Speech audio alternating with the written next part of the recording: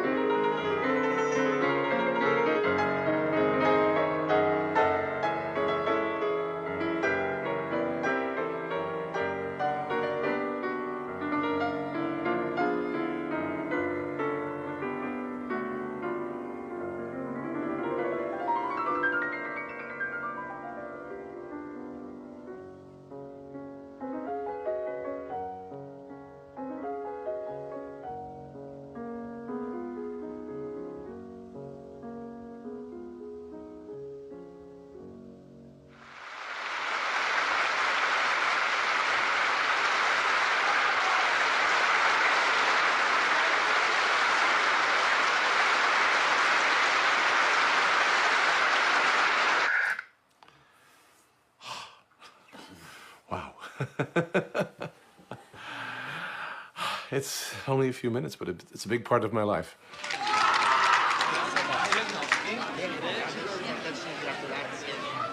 It was a decisive moment for me, or any pianist who maybe would win it, because it determined your career, really, to a certain extent.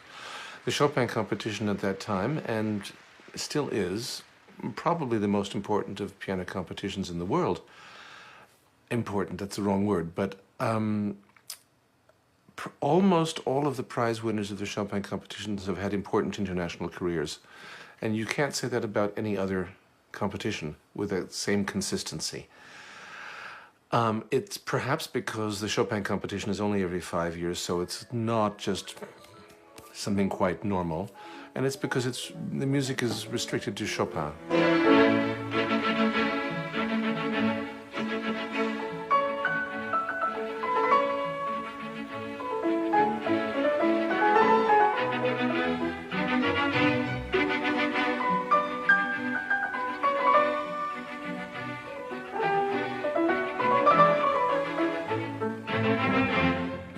You really have to go much more deeply into the style of one great composer, who is, of course, the piano composer, and he's the test of a pianist's ability and technique and sound and musical concept.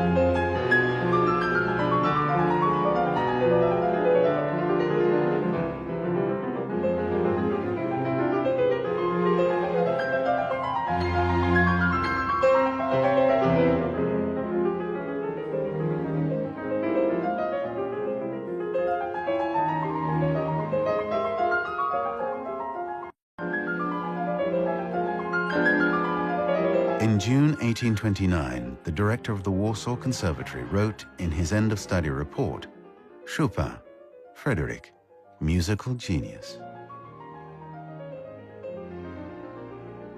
Frederick Chopin was born on March 1st, 1810. His mother came from an impoverished, aristocratic Polish family. His father was a French-born teacher at the Warsaw High School. A few months after his birth, his parents bought their first piano. The child would lie beneath the instrument, quickly learning piano basics by listening to his mother for hours on end. His piano tutor, an old family friend, was smart enough not to impose anything on him. At the age of 7, Chopin composed his first work, a Polonaise. It was something of a miracle.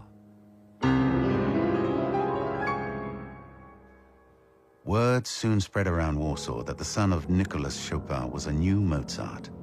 The Tsar's brother, the despotic Grand Duke Constantine, would often invite the child prodigy to his palace.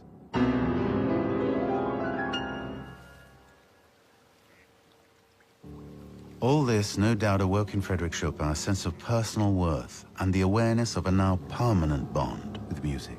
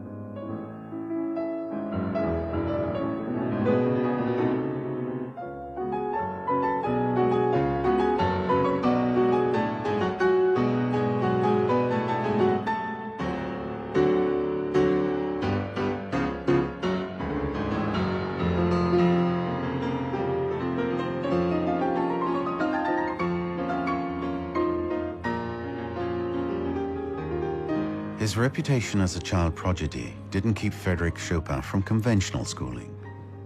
After completing high school, he began a course of study in harmony and counterpoint at the Warsaw Music Conservatory.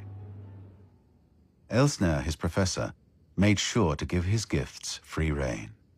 Let him follow his inclination. This student strays from the beaten path and ordinary methods. However, there's nothing ordinary about his talent.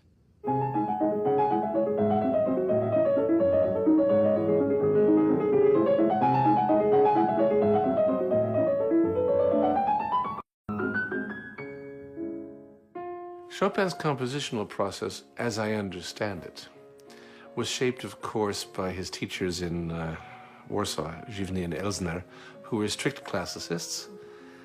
So he had all the building blocks and all the training, but he was a wild child, harmonically and musically. He didn't want to just write the normal range of things.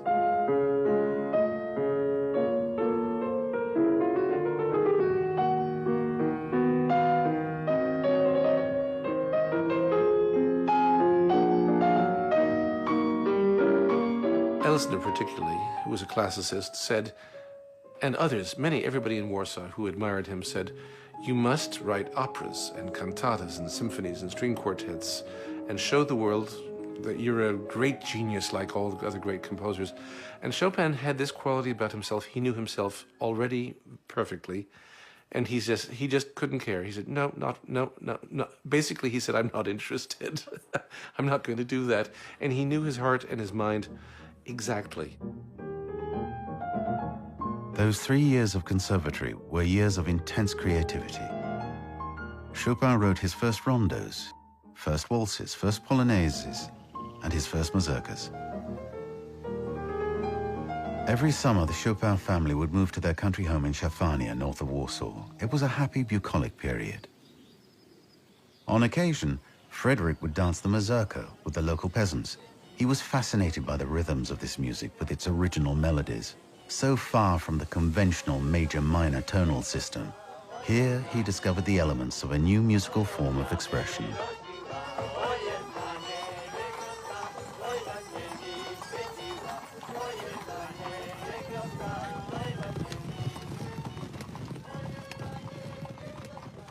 mazurkas are a special kind of Chopin's music, and they have a special character with national character.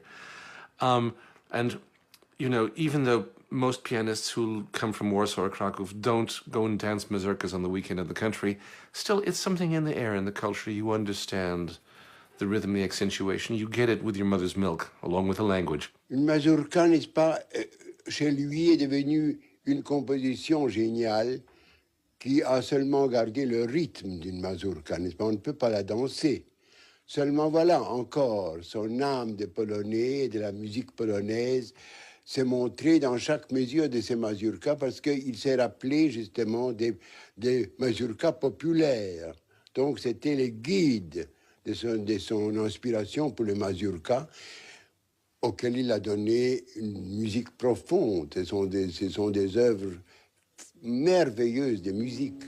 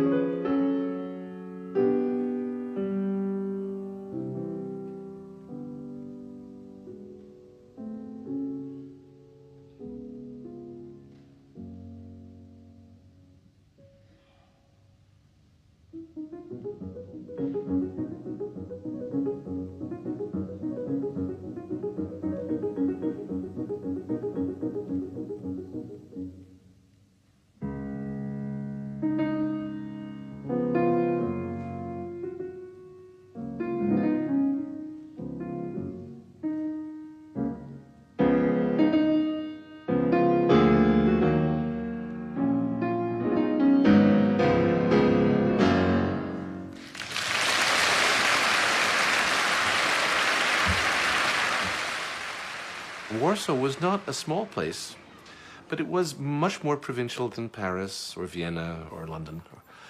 And the appearance of a talent who was clearly a genius of world level, you know, the appearance of a genius on the level of a Mozart or Beethoven or something was extraordinary and was recognized in Warsaw, and Chopin went to seek his fortune. In this autumn 1830, despite the insistence of his father and teachers, Frédéric Chopin wavered about going off to conquer Europe and leaving behind his family, sisters, friends, and his lovers, Elsa and Wanda Radziwiłł, Henrietta Sontag, Konstanz Gladowska. On October the 11th, he gave a farewell concert to an audience of 700. On the program was the concerto he had just completed.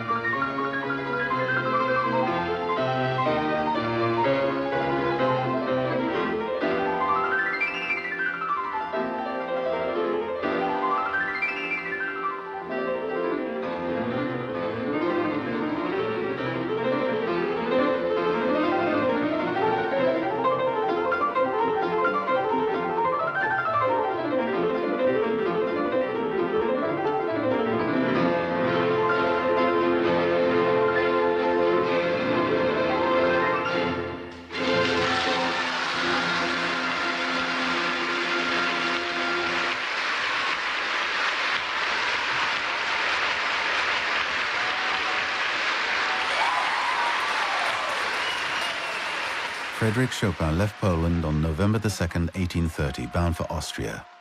It was there that news reached him of his country's uprising against the tyranny of Tsar Nicholas I. A few weeks later, he learned that the insurrection had been crushed, so it was too late to return to Warsaw. He arrived in Paris late in 1831 and discovered, to his stupefaction, the seething cultural life of this city. Paris is the greatest of worlds, he wrote. One can do as one likes. No one stares at you because there are thousands of people going about their everyday lives, each in his own fashion. Chopin attended opera performances and fell in love with Bellini's bel canto. Letters of introduction enabled him to meet the directors of the Salon Pleyel, the Théâtre des Italiens, and the Conservatoire. Camille Pleyel organized his Paris concert debut in January 1832. Everyone who counted in the music world was present. Liszt, Mendelssohn, Hiller, Osborne, Stravinsky, Stamaty, Kalkbrenner. The most enthusiastic and rapturous applause, wrote Franz Liszt, seems scarcely sufficient to express our enchantment with this young talent.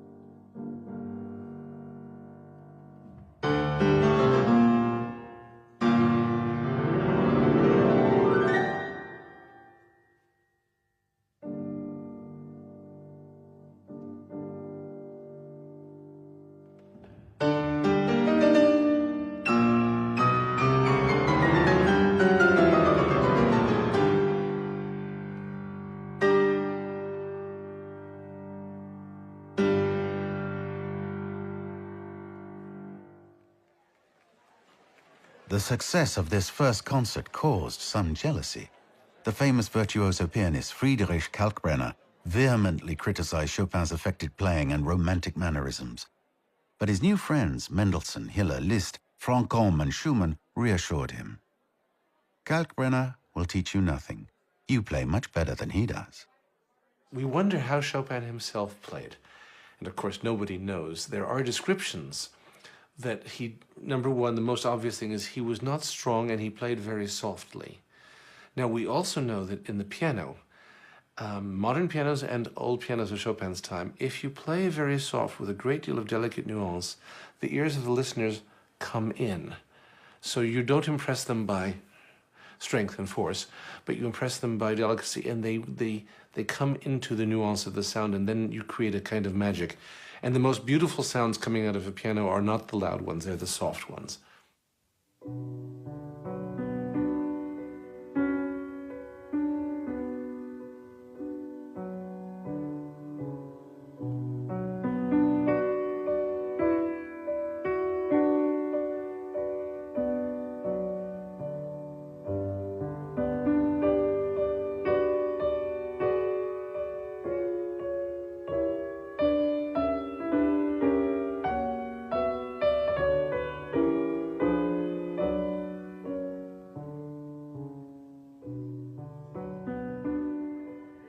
So he did not like playing in a big hall. And he played very few concerts in big halls. Very few, but he made a big sensation anyway. But his greatest reputation comes from the salons that he played in. And these salons, especially in Paris, were not just somebody's salon. It was a very serious thing. In his audience might have been Liszt and Heinrich Heine or Schumann or Berlioz, or, I mean, it was the musicians who said that Chopin's playing was the most magical and incredible experience were the greatest musicians alive at the time.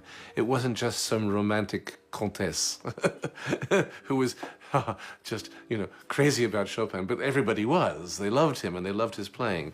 But the greatest musical minds and artistic minds of the time said that this was a magic and a special art that nobody could match. Robert Schumann described him thus: "What an unforgettable sight it was to see him at the piano, like a visionary lost in his dreams, and how the dream he created informed his playing." He also had the iniquitous habit, at the end of each piece, of running a finger from one end of the keyboard to the other in a disruptive glissando, as if to break the spell.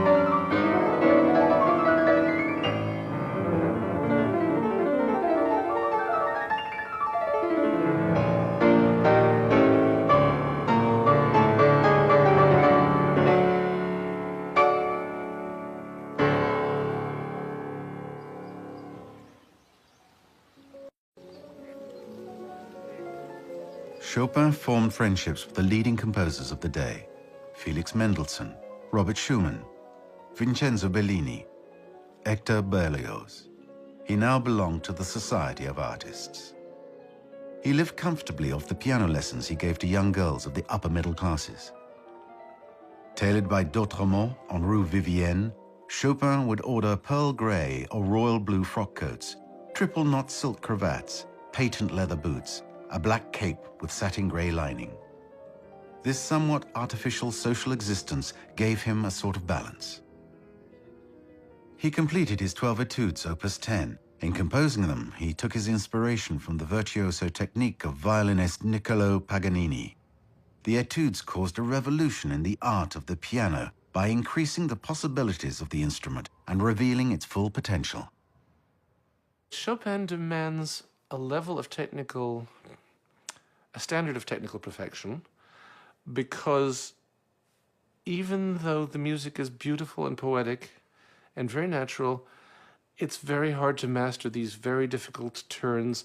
I mean, he used the full range of possibility of the human hand in the piano.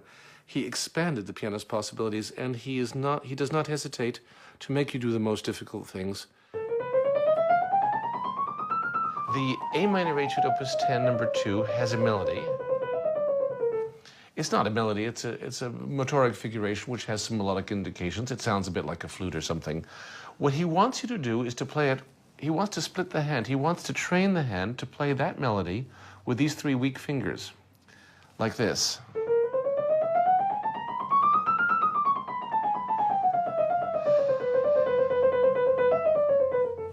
Now, of course, you could say that, well, why do it such a difficult way? But Chopin forces you to, because in the first and second, the thumb and second finger, he puts a kind of a pizzicato, like when a violin plucks the string dryly.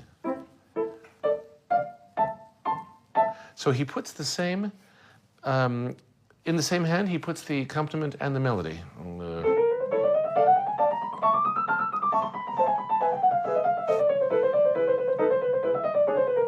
So you see even that the pizzicato has to be prepared in advance. The hand can't stay in one position because you have to... So even within the hand, this part has to be flexible, and this has to be flexible because it's twisting and turning in the most uncomfortable ways.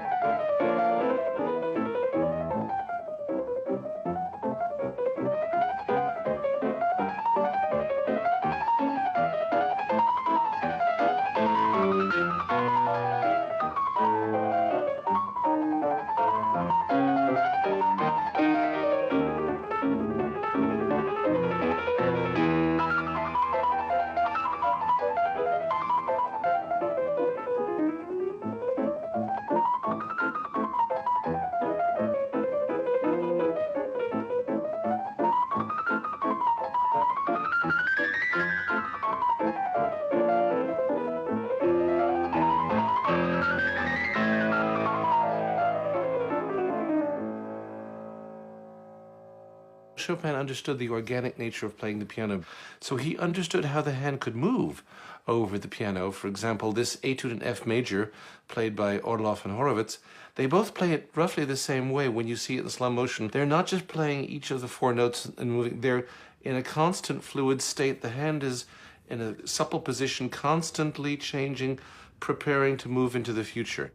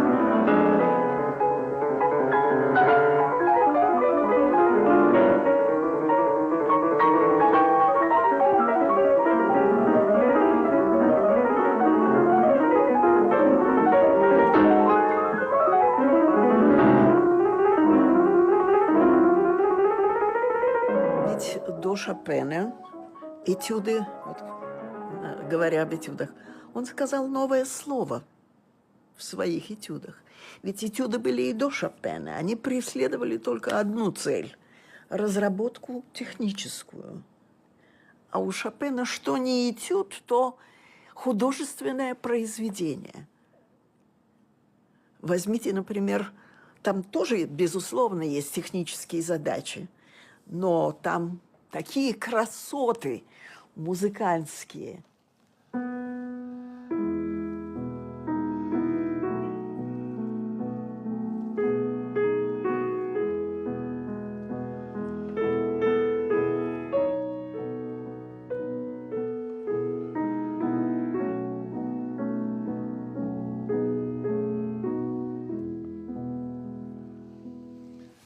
Now, many people say, why is this an etude? It's a beautiful melody, it's a nocturne.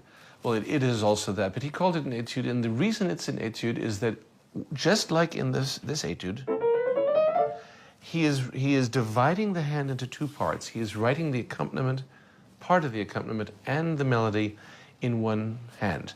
So you have, in the upper weak fingers again, this beautiful melody, and under it you have this accompaniment.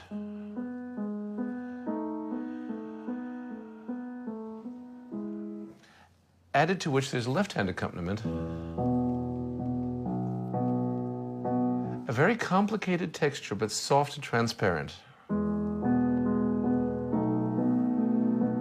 And all of this sits under the melody and holds the melody.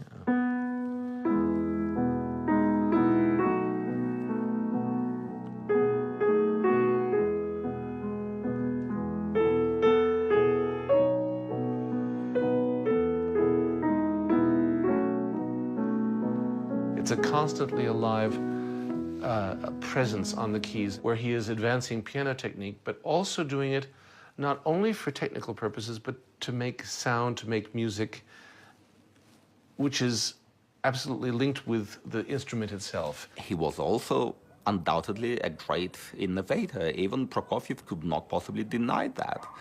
And one of his innovations was that the genre of etudes, thanks to him, or I'd rather say by him, was turned from studies to poetic and imaginative musical works.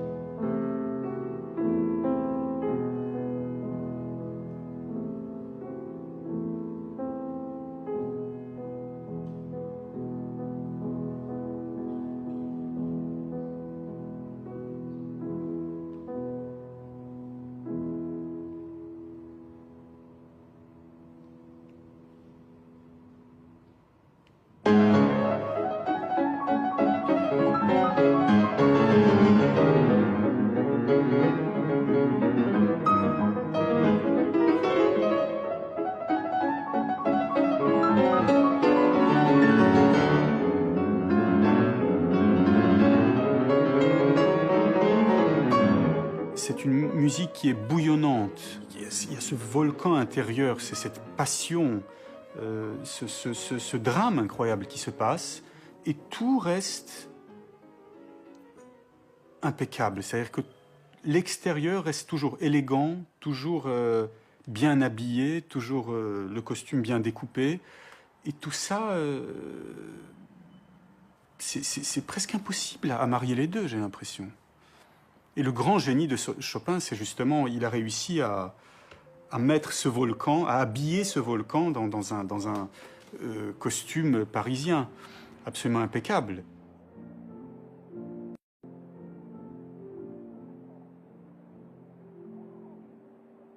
By the mid-1830s, Frédéric Chopin was a recognized pianist.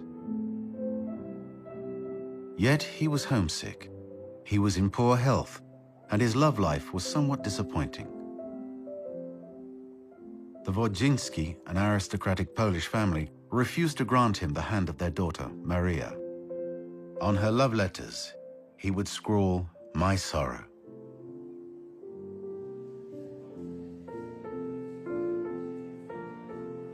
One day in the late 1830s, Franz Liszt introduced the writer Georges Sand to his friend Chopin. His first impression was negative. The novelist was too emancipated for his taste. In the following months, Chopin's judgment about Georges Sand would change. He was taken with this brilliant woman, so unlike himself. He found her to be witty company and an admiring lover. This was the period during which he completed his second sonata, Opus 35. The piece was so revolutionary in form and syntax that Chopin had no illusions as to its reception. Robert Schumann, highly critical, was ironic. In composing the four movements of this funeral march sonata, Chopin has simply bound together four of his most unruly children.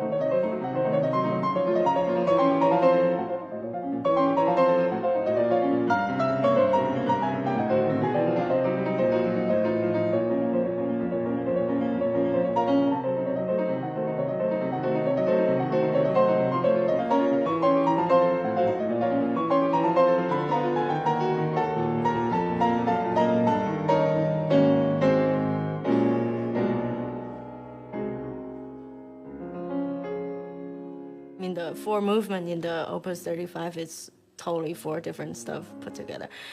Structure-wise, he did so much invention in the first movement, the way that nobody else did before him.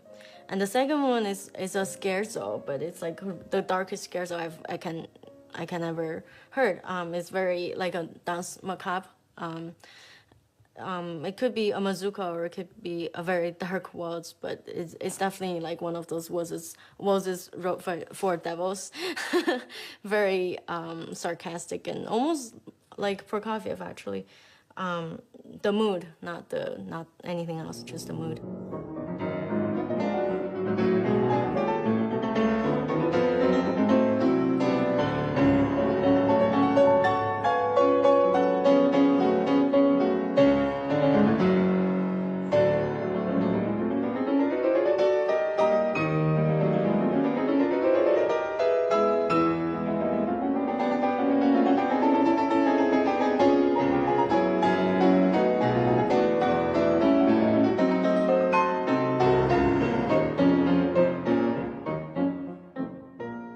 Every movement, its own, could stand as one very perfect and well-structured piece.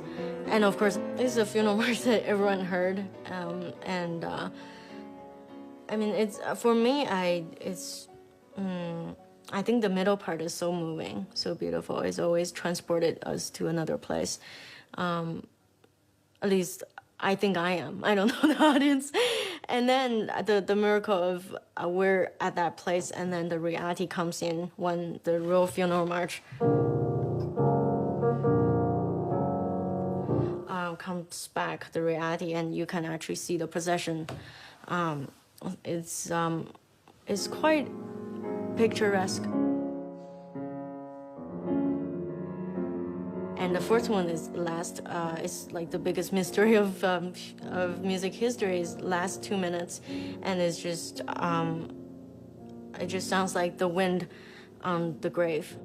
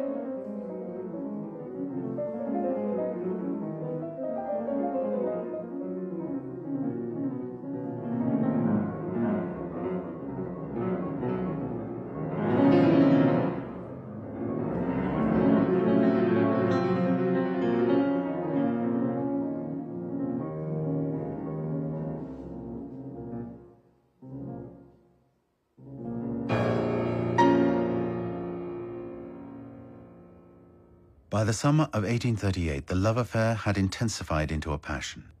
Georges Sand and Chopin were now inseparable. In November, the couple decided to leave Paris. They set off for Mallorca, a Spanish island off the coast of Barcelona. At Palma de Mallorca, the weather was rainy. Chopin caught cold. He developed a bad cough. The local inhabitants became inhospitable. The pleasure turned into a nightmare. Chopin and Sand, now penniless, took shelter at Valdemosa, a drafty monastery. The monks' cells were freezing. "My cell has the shape of a large coffin," Chopin wrote. "You can scream, but all you hear is silence." Georges Sand noted in her memoirs, "Chopin is unable to overcome the anxiety of his imagination. The cloister for him is filled with terror and phantoms."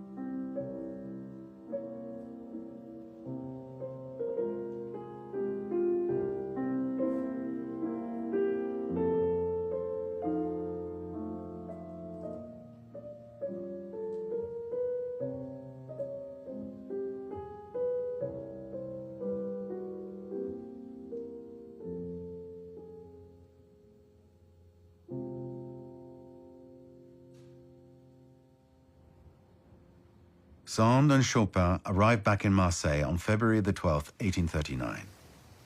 Despite the misery of his stay on Mallorca, Chopin returned home with a cornucopia of new compositions.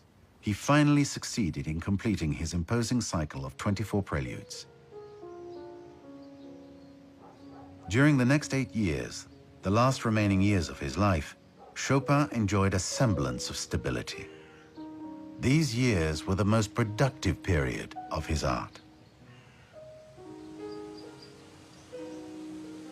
During summers at Nohant, in George Sand's country home, he would work peacefully in his study on the Pleyel she had just given him.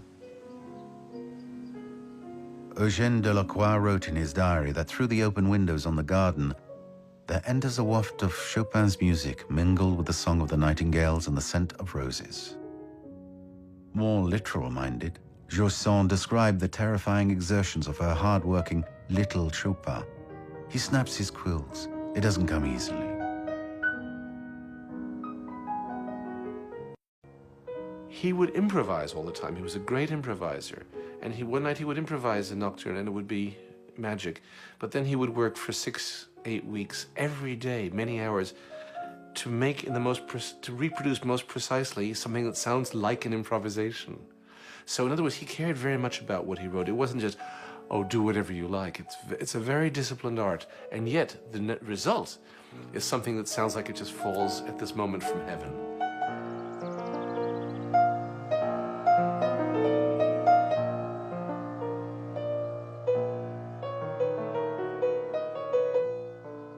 So I think in order to go from this spontaneous expression to something concrete on paper must have been a very difficult process. As I said, to make it sound as if it was absolutely easy and natural. Every so often where he changes his mind, you'll see a really black mark here. So he not only said, don't play this, but he doesn't even want you to know what his other thoughts were. So he was very precise about that.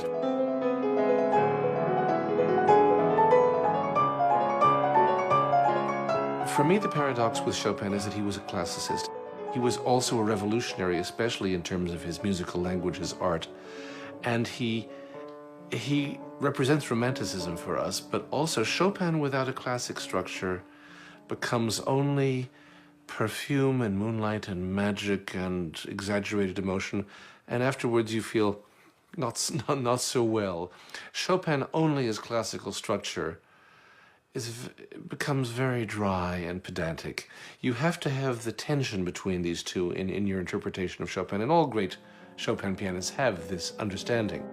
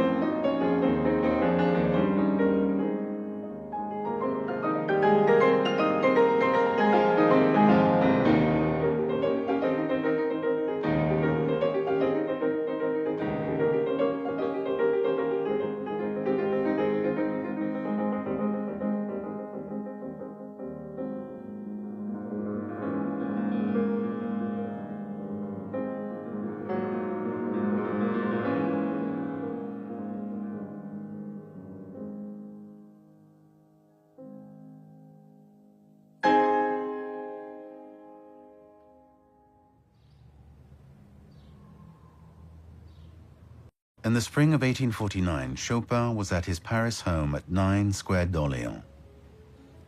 His relationship with George Sand had ended a few months earlier. Lassitude, disillusionment, and jealousy had taken their toll. 8 years of well-ordered existence was too much, he would say.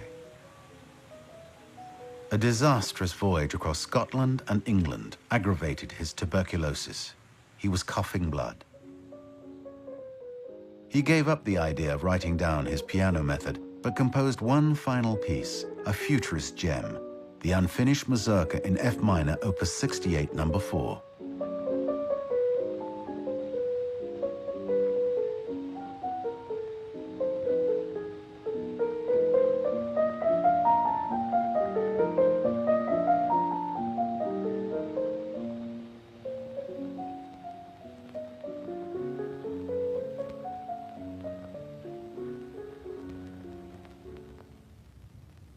Frédéric Chopin no longer had the strength or the time to compose.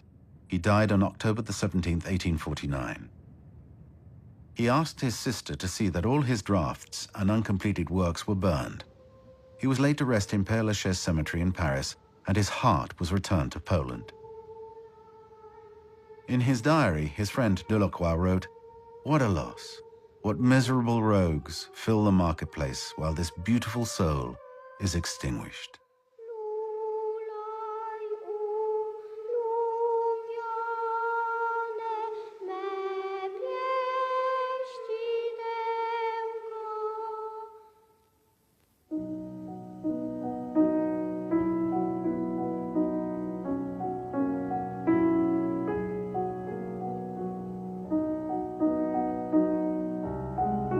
I think Chopin limiting himself to the piano gave him an infinite freedom to express everything that he could and that he wanted to. I'm sure if he really needed to expand, he would have learned it, but it's something in his... That's why I was wondering if he had lived longer, would he have written music for other instruments? I don't know, I'm not sure. I think his own inner artistic need to express was quite happy. And in that way, he's very much of a romantic in his philosophy. So in that way, he represents the new European romantic man who is moved more by inspiration than by practical needs.